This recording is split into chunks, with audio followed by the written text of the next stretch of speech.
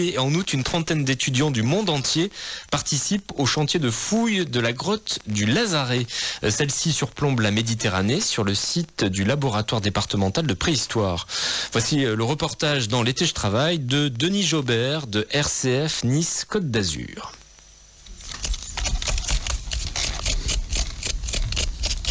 L'ambiance est calme, studieuse, au fond de la grotte que défilent quadrilles en parcelles d'1 mètre carré chacune. Des planches et des mousses permettent de circuler et de se poser dans la cavité longue de plus de 60 mètres, large de 30 mètres et comptant environ 7 mètres de dépôt archéologique.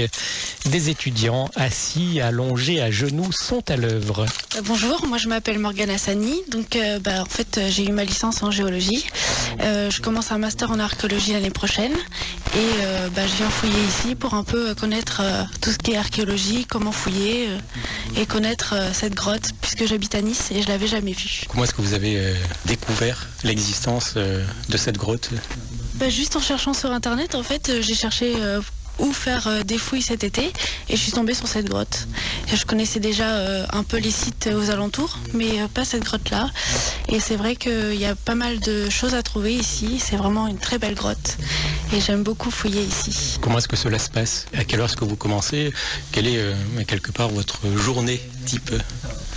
Alors on commence vers 8h, tout de suite on vient fouiller, on récupère tout ce qui est échantillon sur le terrain et après on les marque, donc on met des petits numéros dessus, on trie à l'œil nu, on a pas mal d'ateliers, reconnaissance d'os ou de dents, voilà, on a beaucoup de choses à faire sur ce chantier, chaque jour est un jour différent.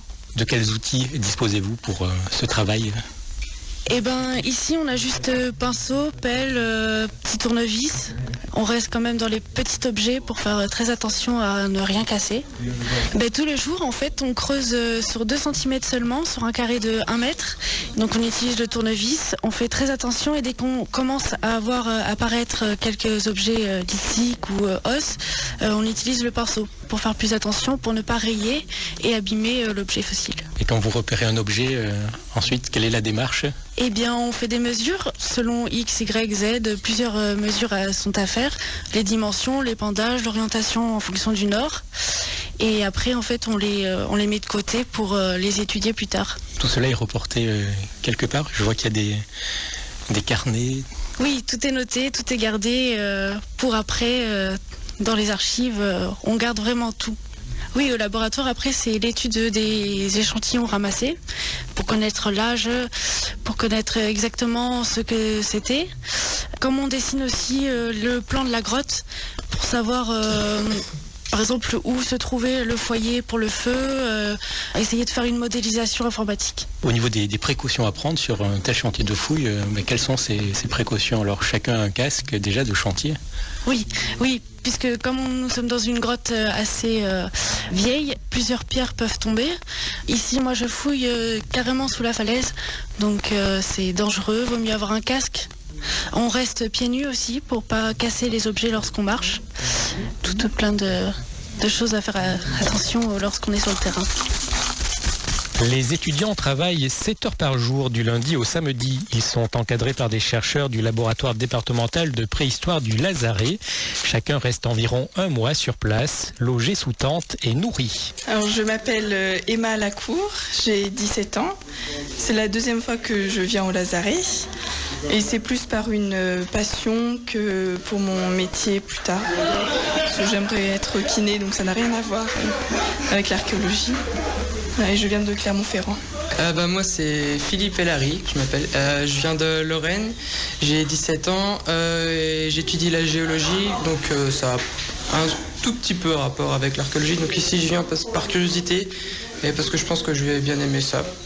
Je pense que c'est quelque chose de vachement intéressant, une bonne expérience à vivre avec plein de monde et puis c'est une bonne expérience humaine. Je pense qu'on apprend plein de choses comme la patience.